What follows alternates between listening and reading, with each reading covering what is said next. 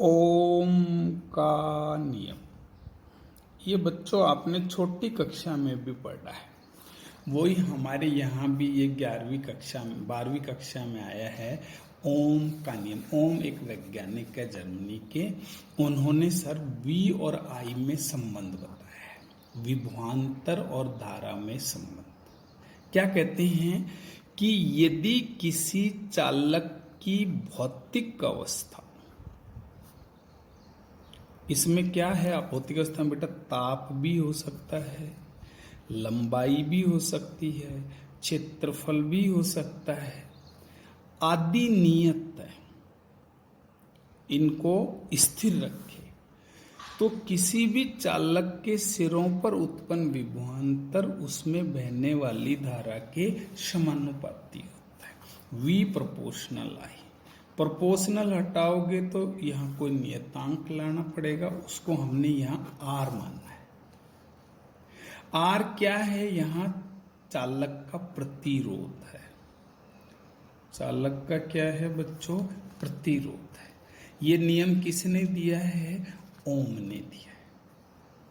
अब इसमें देखो बेटा V समानुपाती आई है, तो हमने ग्राफ में पढ़ा है कि समानुपाती की ग्राफ क्या आती है? एक सरल रेखा आती है। तो ये मूल बिंदु से गुजरने वाली क्या होनी चाहिए? एक सरल रेखा होगी सर। अगर मैं इसका ढाल देखूं, जिसको मैं क्या बोलता हूं? टैन थीटा, तो ये बेटा लंब हो गया, ये क्या हो गया? आधार। तो टैन थीटा जिसको अपन ढाल बोलते हैं, किसके बराबर होती है? लंब बटा आधार, देन आई बटा वी। ये बेटा आई है, ये वी है। देन टैन थीटा बराबर क्या हो गया? 1/r, क्योंकि v बराबर क्या होता है? नहीं, r बराबर क्या होता है? v/i। ये तो उल्टा है। तो मैं कह सकता हूं अगर आपको कहीं ढाल मिल जाए तो आप किसके बराबर लिख देना? 1/r के। ये उल्टी ग्राफ भी हो सकती है। ये v और i हो तो सर ये थीटा हो गया, तब ये हो जाएगा v, ये हो जाएगा i। उस स्थिति में tan थीटा बराबर लिखोगे v/i, देन क्या लिखोगे? r। तो हम ग्राफ से भी r की वैल्यू निकाल सकते हैं। ये किसने बताया है? ओम ने। अब हम इसकी उत्पत्ति करेंगे सर। उत्पत्ति कि ये ओम का नियम है ना, कैसे उत्पन्न किया है उन्होंने। अभी पिछले हमने किस किस में संबंध बताया था? आई व वीडी में हमने संबंध सिखाया था पीछे आपको। उसमें एक सूत्र लिखा है I बराबर NEAVD। ये D है ना बेटा, सिंबॉलिक है। ये V के D लग रहा है, इसका मतलब ये वेग ही है लेकिन अपवाह है। ये देखो हमने ये निकाल रखा, देखो बच्चे, I बराबर NEAVD, ये हमने सीखा है। अब मैं I के नीचे क्या ले आऊं? A। ये हो गया NEVD। ये I/A को हम क्या कहते हैं? J, जिसका नाम है धारा घनत्व। क्या नाम है? धारा घनत्व। धारा घनत्व पीछे सिखाया है। देखो बेटा VD का अभी हमने मान पढ़ा है EM × τ। तो बेटा ये J बराबर हो गया NEEEM × τ। J बराबर हो गया NE² τ अपॉन M × E। ये जो वैल्यू है NE² τ M, ये क्या है? नियत होती है किसी चालक के लिए, और इसका मान किसके बराबर होता है? सिग्मा। सिग्मा बराबर NE² τ अपॉन M। ये क्या है? नियतांक। ये क्या कहलाती है? पदार्थ की चालकता। जो आपने चालक पदार्थ लिया है ना, ये उसकी क्या है बच्चों? चालकता है। ये देखो आप, सिग्मा बराबर NE² टो अपॉन m। ये जो समीकरण 1 है ना, ये ओम के नियम का सूक्ष्म रूप है।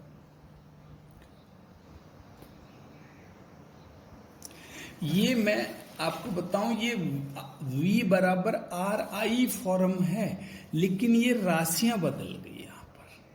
यहाँ पर ये J सिग्मा और E के पदों में, और अपन यहाँ पढ़ रहे हैं V R और I के पदों में। V R I है ना, ये स्थूल राशियां हैं। J सिग्मा E है ना, यहाँ ये सूक्ष्म राशियां हैं। इसलिए हमें इसे ओम का नियम का क्या कहते हैं, सूक्ष्म रूप। अभी उत्पन्न नहीं हुआ है, अभी तो सूक्ष्म रूप ही उत्पन्न हुआ है।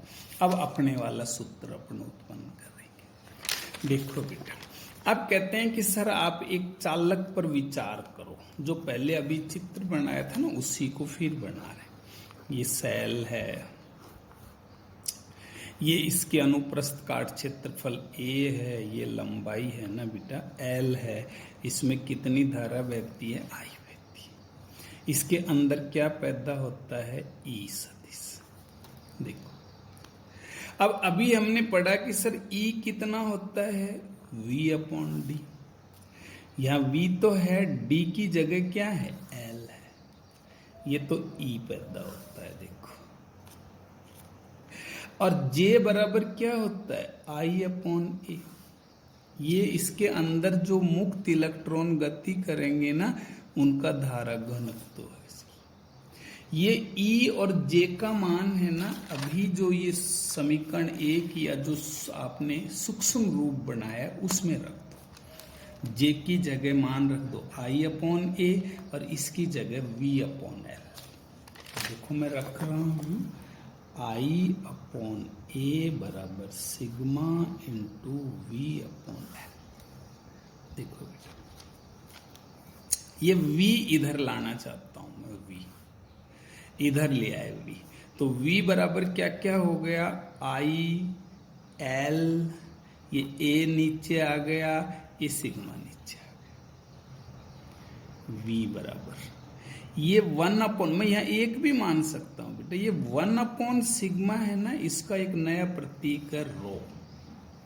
ये L, ये अपॉन A और ये I। अब आप कहोगे सर आपने ये क्या लिख दिया, ये सर आपने छोटी कक्षा में बच्चों पढ़ा है, इसको रो कहते हैं। इसका नाम होता है प्रतिरोधकता, या इसका एक नाम और भी है विशिष्ट प्रतिरोध। क्या नाम है, विशिष्ट प्रतिरोध।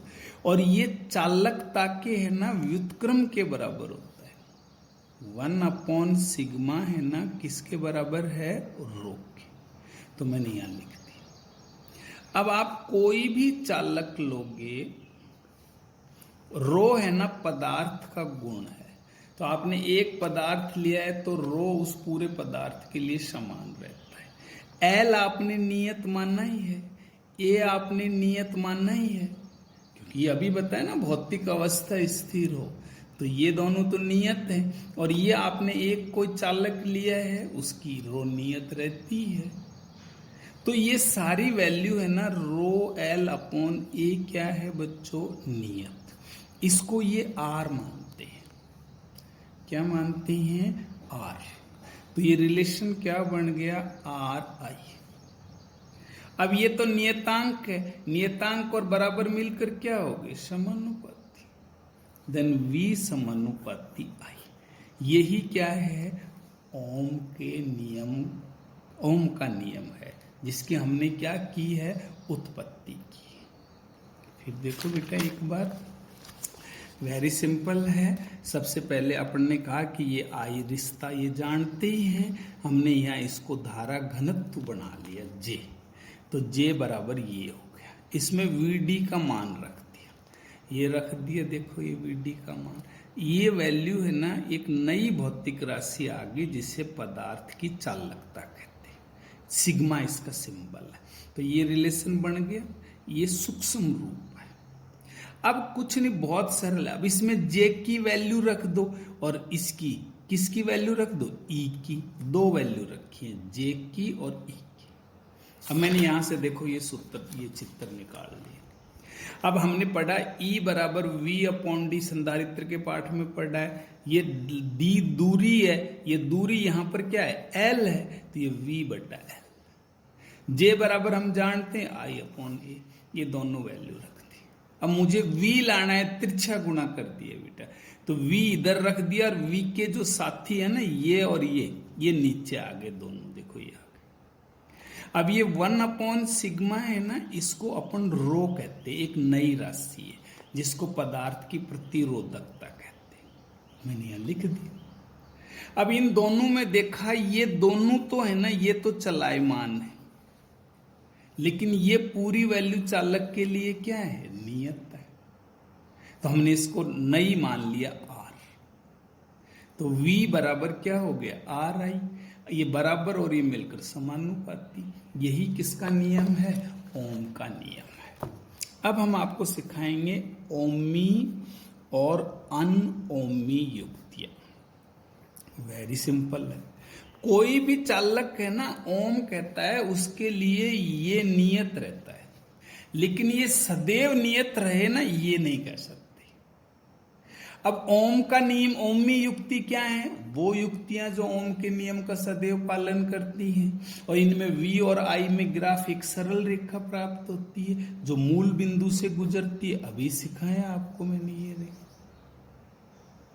अनओमी युक्तियां क्या हैं, जो सदैव ओम के नियम का पालन नहीं करती। इनमें V और I में जो ग्राफ है ना, वो मूल बिंदु से गुजरने वाली सरल रेखा नहीं होती है, वो वक्रीय रेखा होती है। कैसे, जैसे ये ऐसे, ये देखो बेटा, ये वक्रीय रेखा है, I है, V है, ये देखो ये वक्रीय रेखा है, मुड़ रही है, ये कहीं और से शुरू हो रही है सर। ये सारी अनोमी युक्ति है। अब उदाहरण क्या है ओमी युक्ति के, देखो उच्च ताप पर है ना बेटा, धातुओं को अगर टेम्परेचर बढ़ाकर हम उनमें धारा प्रवाहित करें ना, तो वो ओम के नियम का पालन करती है। अनोमी में ये किसके लिए है, देखो ये टॉर्च बल्ब, अपने टॉर्च का बल्ब है ना, उसकी I और V में ग्राफ ऐसी आएगी। ये क्या है, ये डायोड है, आगे हम एक पढ़ेंगे सर, PN संधि डायोड, उसमें भी ये है। ये विद्युत अपघटनी द्रव्य, जिसमें विद्युत अपघटन की अगर हम क्रिया करवाएं ना किसी द्रव में, तो ऐसी स्थिति आती है। इनमें देखो ये मूल बिंदु से नहीं जा रही है, तीनों सीधी रेखा नहीं है, क्या है, वक्रीय रेखा है। अब ये एक्चुअल में अनओमी युक्तियां है ना, किन कारणों से, मतलब इनकी क्या क्या स्थितियां हो सकती है। पहली स्थिति हो सकती है ये मूल बिंदु से न गुजरे। दूसरी स्थिति हो सकती है सरल रेखा न होकर के वक्रीय रेखा। तीसरी स्थिति ये भी हो सकती है कि ये जो रिलेशन है ना, जैसे ये हमारा V और I में रिलेशन है, तो ये इधर हमारी I है, ये V है, ये V इधर पॉजिटिव है, ये V इधर नेगेटिव। तो अब रियल में ये रेखा यूं सरल रेखा है सपोज, लेकिन इधर ये रेखा है ना, ये चेंज हो गई। क्यों कि V का निशान चेंज हो गया। तो अगर V की निशान चेंज हो जाएगा तो I और V का रिलेशन है ना, सरल रेखीय नहीं रहेगा सर, वो टूट जाएगा सर। तो ये भी स्थिति हो सकती है। पहली क्या है, मूल बिंदु से न गुजरे। दूसरी क्या है, रेखीय नहीं हो। तीसरी क्या है, V का निशान बदलने से भी बदल सकता है। और चौथी क्या है, I और V में है ना अद्वितीय रिलेशन नहीं हो। जैसे कैसे, ये यूं होकर के यूं हो गया सर। अब आप देखो इसके V के किसी मान पर I के देखो ये 2-3 मान हो गए। V के इस मान पर I का ये मान भी हो सकता है, ये मान भी हो सकता है, ये मान भी हो सकता है। रियल में कोई एक मान होना चाहिए ना V और I में, अगर रिलेशन रेखीय है तो। लेकिन इसमें क्या है, V के एक मान पर I के कई मान हो सकते हैं, इसलिए हम कहेंगे ये अद्वितीय रिलेशन नहीं है। क्या नहीं है, अद्वितीय रिलेशन नहीं है। ये अनओमी युक्ति है ना, इन 4 स्थितियों में हो सकता है।